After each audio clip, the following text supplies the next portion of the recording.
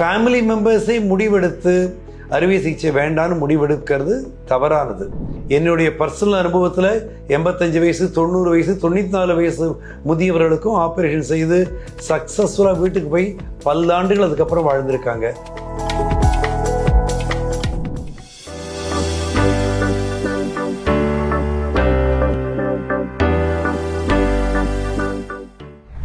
பூங்காற்று நேயர்களுக்கு வணக்கம்.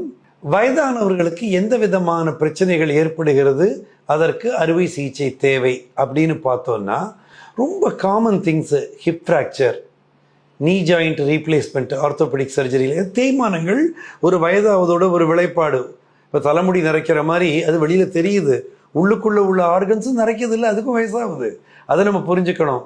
ஹெர்னியா ரொம்ப காமன். ப்ராஸ்டேட் சர்ஜரி, ப்ராஸ்டேட்ங்கிறது ஒரு சுரப்பி, நம்ம மூத்திரப்பைக்கு அடியில் சின்னதாக எலுமிச்சம்பழம் மாதிரி இருக்கும். அது விரிவடையும் பொழுது சிறுநீர் கழிப்பதில் பிரச்சனைகள் இருக்கும், அதுக்கு சர்ஜரி தேவைப்படும். டிப்பிக்கலாக எல்டர்லி பீப்புளில் தான் வரும், அது 60 வயசுக்கு மேலே. கேட்ராக்ட் சர்ஜரி அண்ட் சில கேன்சர்ஸ். ஸோ வயதானவர்களுக்கு வந்தாச்சுங்கிறதுக்காக எந்த விதமான அறுவை சிகிச்சையும் தடை செய்ய வேண்டிய அவசியம் கிடையாது. குடல் இறக்கம் ரொம்ப முக்கியமான பிரச்சனை, நான் டீல் பண்ணக்கூடியது. எத்தனையோ பெரியவங்க கேல்பிளாடர் ப்ராப்ளம் வரும் எமர்ஜென்சியில், குடல் அடைப்பு, குடலில் கேன்சர் வியாதிகள் எல்லாமே ட்ரீட்டபிள். என்னுடைய பர்சனல் அனுபவத்தில் 85 வயசு 90 வயசு 94 வயசு முதியவர்களுக்கும் ஆப்ரேஷன் செய்து சக்ஸஸ்ஃபுல்லாக வீட்டுக்கு போய் பல்லாண்டுகள் அதுக்கப்புறம் வாழ்ந்திருக்காங்க. அதனால் பயப்பட தேவையில்லை. இப்போ ஒரு முதியவருக்கு ஆணோ பெண்ணோ ஒரு அறுவை சிகிச்சை தேவையாக இருக்குது. ஆனால் பண்ணாமல் செய்யும் பொழுது தேவையில்லாமல் ஒரு எமர்ஜென்சி சுச்சுவேஷனை க்ரியேட் பண்ணுறோம். நான் எப்போதுமே சொல்லுவேன் பேஷண்ட்ஸ்கிட்ட, ஒரு எலக்டிவ் சர்ஜரி டைம் இருக்குதுன்னு பண்ணினோன்னா அது ரிசர்வ்டு கம்பார்ட்மெண்ட்டில் ட்ராவல் பண்ணுற மாதிரி முதலே பிளான் பண்ணி எல்லாம் அழகாக ஸ்மூத்தாக போகலாம். அதே இது எமர்ஜென்சியாக பண்ணும் பொழுது அன்ரிசர்வ்டு கம்பார்ட்மெண்ட்டில் ட்ராவல் பண்ணுற மாதிரி, அதே ஜேர்னி அதே டெஸ்டினேஷன் கசக்கி பிழிந்து நெருக்கி அடித்து எப்படியோ போய் சேர்ந்தோங்கிற மாதிரி ஆகும்.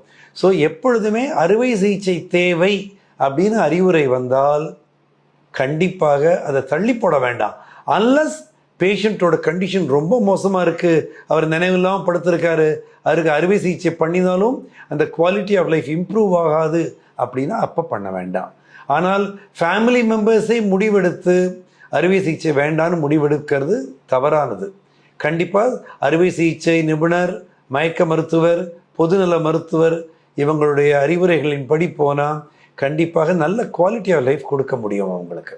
இது சம்பந்தமாக உங்களுக்கு எந்த விதமான சந்தேகம் இருந்தாலும் தயக்கம் இல்லாமல் கேட்கலாம்.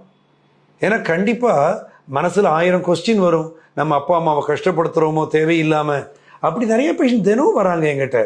எத்தனை பெரியவர்களுக்கு பண்ணி அவங்க சௌக்கியமாக இருக்காங்க. அவங்களுடைய வாழ்த்துறைகள் தான் எங்களுடைய சொத்தே. கண்டிப்பாக பண்ண முடியும், கவலைப்படாதீங்க.